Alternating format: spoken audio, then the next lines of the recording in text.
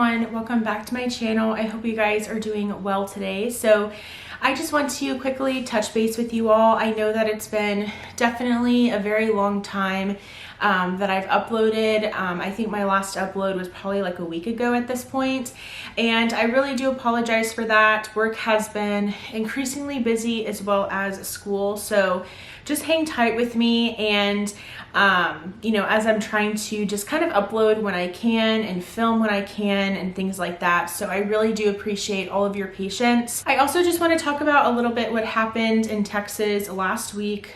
So last week, Texas was hit by a pretty bad winter storm, and so many Texans were without power and without water and were in freezing temperatures, and it was a very scary time. I know that a lot of other states across the nation were maybe making fun of us, or maybe just making us feel like we don't know what we're doing, and honestly we don't, especially here in those of us in South Texas. I myself live in San Antonio. My family lives about an hour north from here, and they also got a lot of that winter storm as well, and they were without power and water. Luckily my husband and I had power and water the entire time, but my coworkers didn't have power and water, and of course there are so many people who were freezing in their own home, and it's a shame. It really is. And I really hope that if you are a subscriber of mine and you're from Texas, that whenever you went through that you were safe and that you were able to stay warm and find water. I know right now water is still kind of an issue. It's affected at my work. It's not necessarily affected at our home, but we did have a boil notice for some time. So just keep praying for us over here as we're recovering still from this storm. Also pray for students, pray for people that maybe, you know, in the education field and the school systems, things like that, as they try to catch up students again after losing a week, basically. Things are already super complicated with the pandemic. That just made it 10 times more complicated. So my thoughts are out to any one of you who are from Texas and who had a very bad experience. Like I said, luckily we were okay the entire time. All of my pets were okay, but still I just wanted to kind of touch base on that because that did happen and it did affect me in some way, and I just hope that all of you guys are okay. And if none of you are from Texas, then I hope that you can still consider thinking of us every now and then. But I just wanted to preface this video by going over that, and let's go ahead and get into the actual video. So today's video is going to be all about eyeshadow palettes that I do not regret not buying. I know that sounds a little bit confusing, but I've seen this video go around a few times from different creators. The most recent video that I've seen was Lauren May Beauty. I'm pretty sure she's not the original creator, but she did inspire me to do today's video. And so I have a few palettes, and I will try my best to put them on the screen so you can just kind of see what they look like. But these were palettes that I wanted at one point, but I just decided against them. I decided not to pick them up. And honestly, I don't regret not getting them. It could be that maybe, you know, I look at them today and they're just not something that I'm interested in anymore. Also, maybe the color story is just not for me anymore at this time.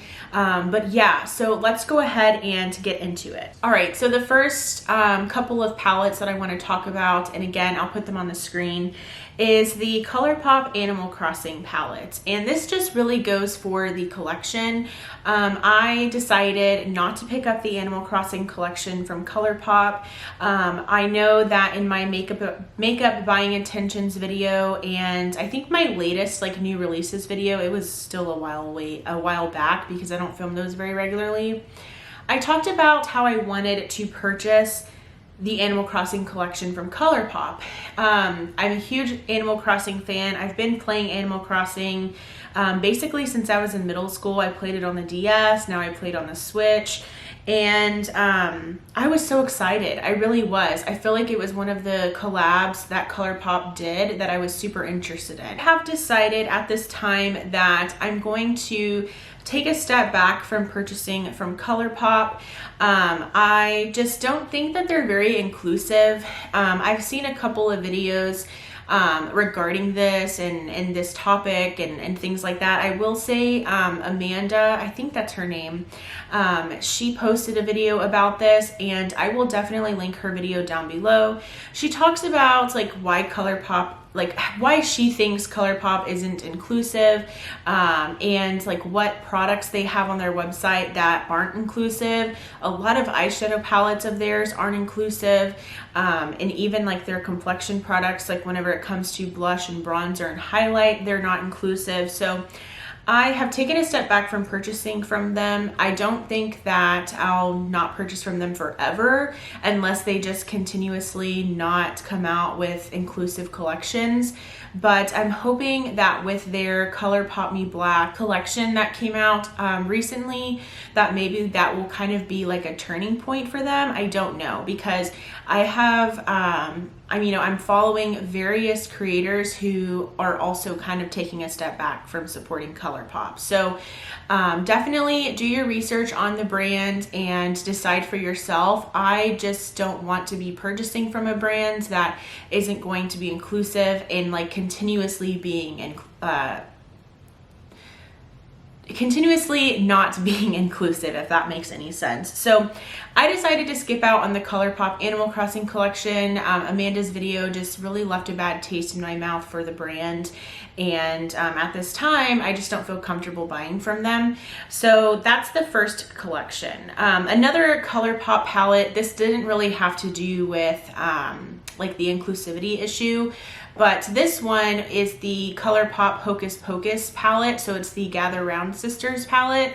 And this one, I am just really glad that I didn't buy it because I own the BH Cosmetics Royal Affair palette, and I feel like I get really like similar looks that I would with probably the like Hocus Pocus palette. So I'm totally fine with using my BH palette. I really enjoy the BH Cosmetics eyeshadow formula, and I really do love the Royal Affair palette and the color story. So I am totally okay with not having picked up that palette, and yeah, I really wanted it at first, but I decided against it, and I'm really glad that I did, and I do not regret not picking it up. The next palette, this one is kind of a tough one because I feel like I still want it, but at this time I am okay with not having it.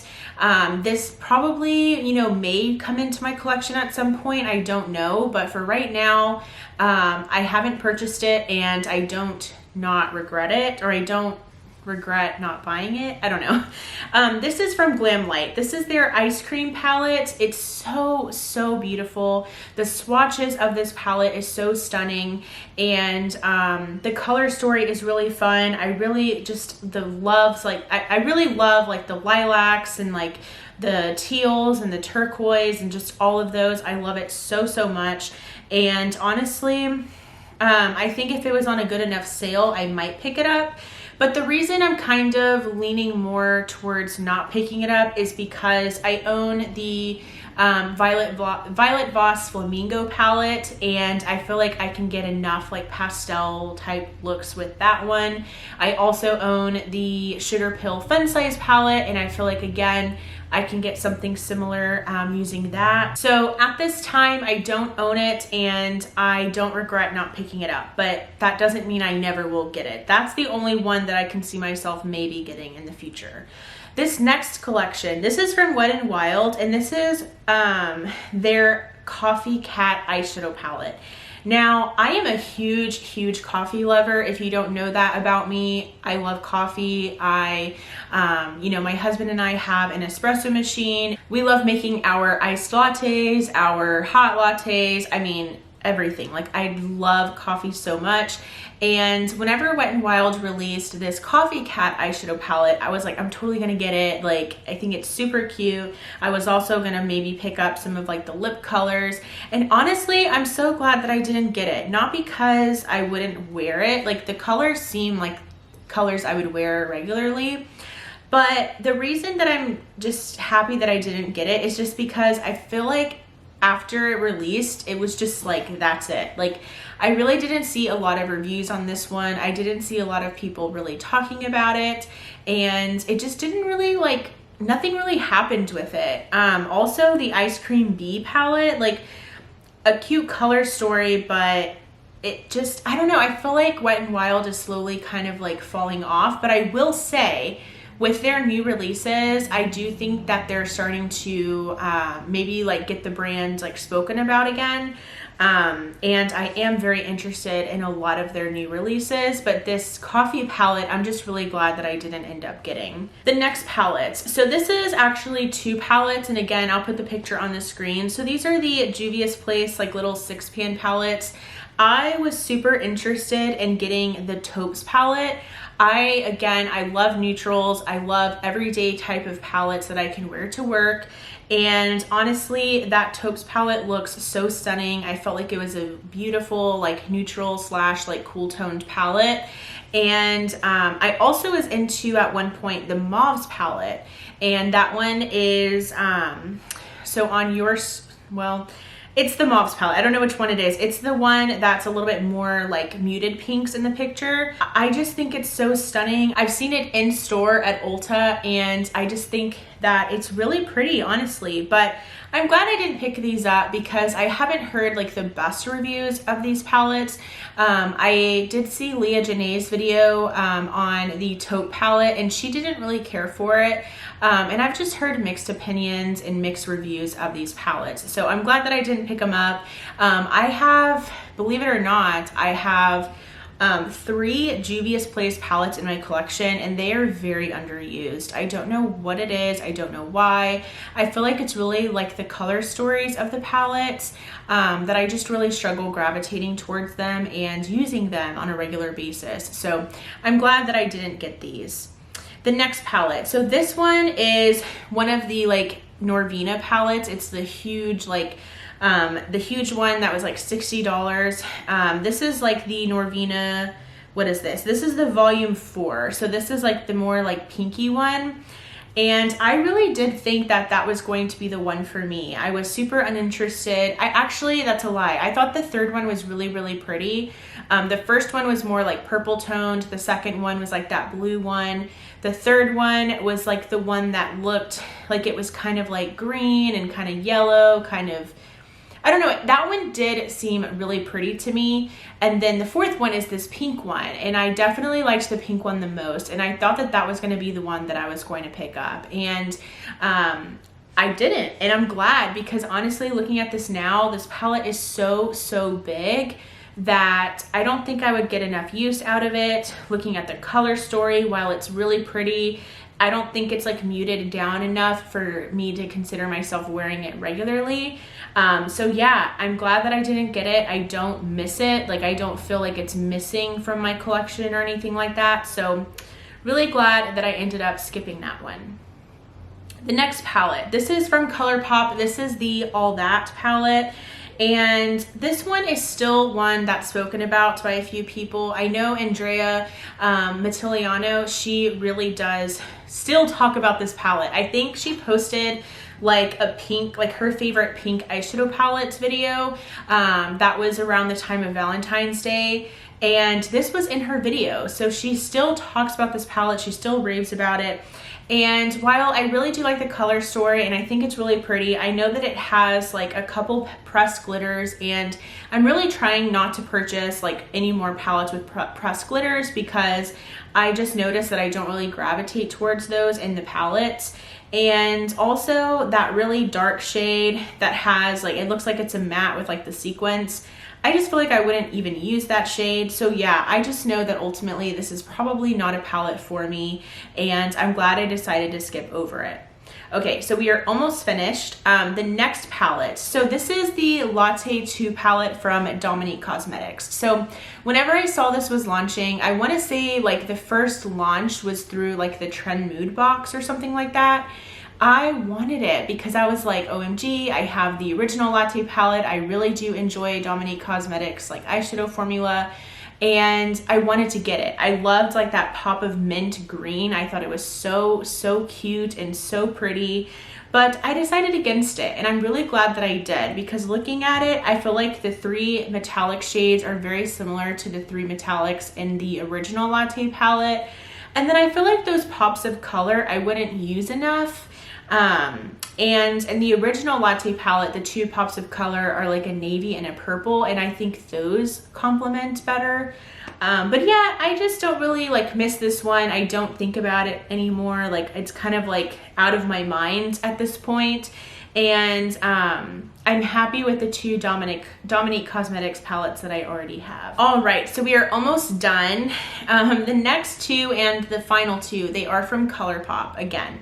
So Colourpop's It's All Good palette. I definitely wanted this one. I want to say whenever Natasha Denona first released her Sunrise palette, I was on the hunt for everything with that color story. I feel like that happens with me a lot, honestly. I feel like there's a color story that I'm after and I keep hunting it down, and then I just like get over it. I don't know why. That was me last year with pastels. But anyways, I was super into that Sunrise palette, and I don't own it. I'm glad that I don't, honestly, because I've heard that that one is not as good as like her other midi-size palettes. But anyways, I wanted that color story 10 times over and throughout so many palettes. I have it, or I had it in my Profusion Mirage palette.